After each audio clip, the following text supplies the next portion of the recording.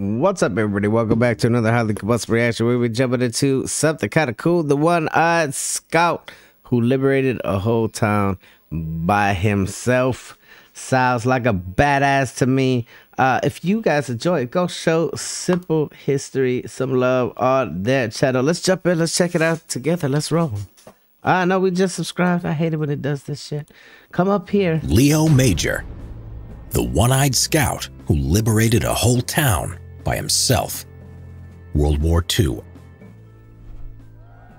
In World War II, for the Canadian effort, one soldier stands out from all the rest. Leo Major. He was a French-Canadian from Montreal, Canada. In 1940, at the age of 19, he joined the Le Régiment de la Chaudière of the Canadian Army. Their insignia underlines their fierce fighting reputation, consisting of 2 crossed Vickers machine guns with a beaver above supporting fleur-de-lis. Private Leo Major first saw action at D-Day in France, taking part in the Normandy landings on June 6, 1944.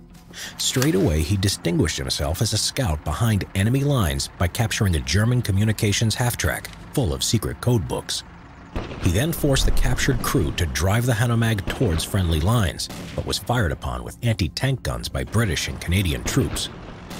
Leo had to climb on top of the vehicle to get them to stop firing as they drove closer. Oh, He later remarked how happy he was that the British and Canadian soldiers didn't know how to shoot. I'm glad they didn't know how to shoot. I'd have been gone a long time ago. When the English officer asked Leo to hand over the Hanomag, Leo refused outright, stating that it was a Quebec man who captured it, and so it was handed over to the Chaudière Regiment. His war was nearly cut short when a few days later he was scouting ahead of his unit. Leo unexpectedly encountered a patrolling elite Waffen-SS unit. In the ensuing firefight, he managed to kill 4 of the enemy soldiers, but one of them, fatally wounded, managed to throw a phosphorus grenade, and Leo was hit, damaging his left eye badly. Oh. Leo was then sent White phosphorus is no joke. I don't want that in my eye. to a field hospital for treatment. Leo had to wear an eye patch while his eye healed, and he remarked on how he looked like a pirate. Remarkably, he Only pirates can pull off eye patches. We all know that Madonna can't. We've seen that. While his eye healed, and he remarked on how he looked like a pirate. Remarkably, he refused to be sent home, stating that he only needed one good eye to aim a rifle. Quickly, he returned to the front line and continued to act as a scout and sniper for his unit. Shortly after returning to active service in October 1944, he was involved in the month-long Battle of the Scheldt in Holland, which involved much heavy fighting and several amphibious landings. One day during this prolonged battle, Leo's commanding officer had ordered him to find the 50 zombies who had gone missing on patrol earlier. Zombie was a slang term used by Canadian volunteers for unenthusiastic, inexperienced Canadian conscripts in the war. Leo was carrying out the reconnaissance by himself, as always wearing PT sneakers instead of heavy boots. He was deep behind enemy lines in the dark, in freezing cold rain, muttering to himself, "I am frozen and wet because of you, so you will pay." Drenched to the skin while not finding the zombies, he did come across a garrison of German regular troops, sleeping in trenches that they had been digging all day. Noticing a snoring German officer, Leo woke him up, pointing his Sten gun at him, and then motioned him to order his men to follow him. One soldier raised his rifle and was shot dead by Leo, followed by 3 others who joined the firefight. After this, he shouted, "Achtung!" and "Handen hoch!" and the garrison quickly decided to surrender to him. He then single-handedly marched 93 German soldiers. 93! Holy, I was expecting to stop at 9. 93? That's one of those situations that I don't understand. 93 people. Back to the Allied lines. But on the way there, they were attacked by Waffen-SS troops manning an artillery battery from a neighboring village, who were infuriated that their fellow countrymen were surrendering. This left a lasting impression on Leo. The Waffen-SS unit managed to kill and injure a number of the German prisoners before being driven off by an Allied Sherman tank. Leo then handed over 93 German prisoners to his speechless commander. For his act of bravery, Leo was awarded the Distinguished Conduct Medal, which is the second highest award in the British and Commonwealth, the Victoria Cross being the only one higher. But surprisingly, he declined the medal, feeling the British commander, General Montgomery, who was going to present him with the award, was incompetent and therefore in no position to give him that medal. Listen, most of the people who ever like pinned me with anything in the Marine Corps, I could have said, out of some of them probably weren't the smartest tools in the shed. Like, legitimately, you just did what you had to do. I've never heard of anybody turning down a promotion or a pin ribbon ceremony because the person that was gonna pin it on them was just no. Can't have it be him. No, he's incompetent. That's hard. Who was going to present him with the award was incompetent and therefore in no position to give him that medal. Then in February 1945, as his unit was fighting in the Rhineland in Germany, the Bren Gun Carrier he was traveling in hit a mine, wrecking the vehicle and killing all its occupants, except Leo.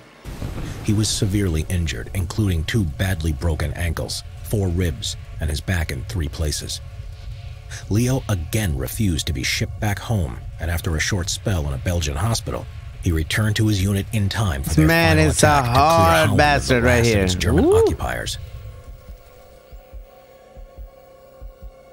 So, on April 13, 1945, the Allies were preparing to attack the large Dutch town of Zwolle, but were unsure of the strength or deployment of the German forces in the town.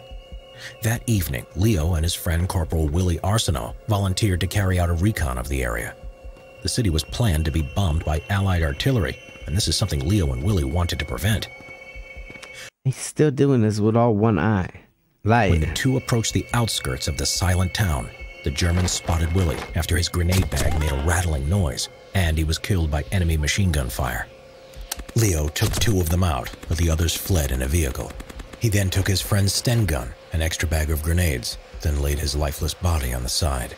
So enraged was Leo that he would go on a one-man rampage that lasted the whole night, using his submachine gun and bags full of grenades. He hijacked a nearby German scout car, disarming the driver and taking his MP-40, adding a 3rd submachine gun to his inventory. Leo made him drive to a hotel, then entered a bar. There he disarmed a German officer who could speak French to Leo, and he made him aware that the town was to be bombed by Canadian artillery, which would result in German military and civilian casualties. The officer understood, and in good faith, Leo handed him back his pistol, allowing him to drive off in the hopes that he would evacuate his troops rather than rally an attack. Leo moved around the town for a few hours in the dead of night, firing on any German units he came up against, throwing grenades and making as much noise around town as possible. Crap. His idea was to confuse the enemy into believing that they were under attack by a far larger Allied force storming the city. He proceeded in killing or capturing German defenders as he moved from street to street, using the local river and church as reference points so as not to get lost. Every time he had enough prisoners, normally between 8 to 10, he would march them back to the Allied lines and drop them off, before returning to the town to carry on his one-man assault. He is reckoned to have done this around 10 times. 4 times in the night he had to force his way into civilian houses to rest. Although terrified by his initial appearance, once they understood he was Canadian, they looked after Leo. During his rampage, he also attacked and set light to the Gestapo headquarters, further adding to the confusion. Then, finding the SS headquarters, he engaged in a firefight, killing 4 SS officers inside. Then, later, Leo came across a group of townsmen by chance. This included a local policeman by the name of Frit Kuiper. All of these men were secretly members of the Dutch resistance. Leo then explained to them that the town was liberated. Then the group went on to take the town hall and bring the civilians out onto the streets. By 4:30 a.m., the German garrison had fled the town, and Leo had single-handedly liberated Zwolle. That's... Leo retrieved his friend Willie Arsenault's body and returned to his unit, who had yet to advance into the town. On that morning of April 14th, the Allied forces entered the town without a shot being fired and without the loss of civilian life from the planned bombardment. due to Leo's outstanding bravery the previous night. Holy shit. For his heroism above and beyond the call of duty, he was again awarded the Distinguished Conduct Medal, and this time he accepted it. After the war, Leo left the army and returned to civilian life to resume his old job as a pipe fitter. That badass went back to being a pipe fitter?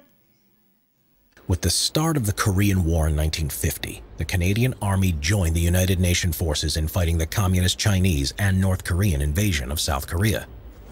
Leo, though only 29 years old, was seen as a veteran with a special skill set and was recruited to rejoin the Army and become a member of a special scout and sniper team.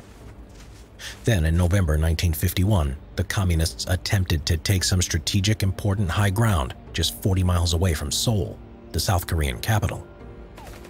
The fighting was based around the vitally important Hill 355, nicknamed Little Gibraltar, and Hill 277. Chinese troops had captured it from the Americans, and Leo was to recapture and hold the hill.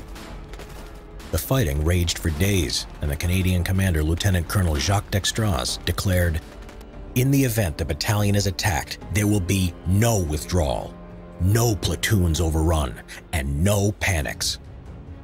During the battle, Leo commanded a unit of around 18 men, repelling whole Chinese divisions while enduring heavy artillery and mortar barrages for 3 days. Even though Leo had been ordered to retreat when the Chinese divisions counterattacked, he refused. Instead, he demanded that the commander of the mortar platoon, Captain Charlie Forbes, rain mortar fire on the enemy. The mortar fire was so close to Leo's position that the commander could hear the bombs explode when Leo spoke on his radio, and it was so intense that the mortar barrels warped from their rate of fire. For his valor and leadership under fire, Leo was awarded another Distinguished Conduct Medal for capturing and holding the key hill. Leo was the only Canadian to win the Distinguished Conduct Medal in 2 separate wars. He lived a quiet life afterwards and in 2008, at the age of 87, passed away, having been married for 57 years and having 4 children.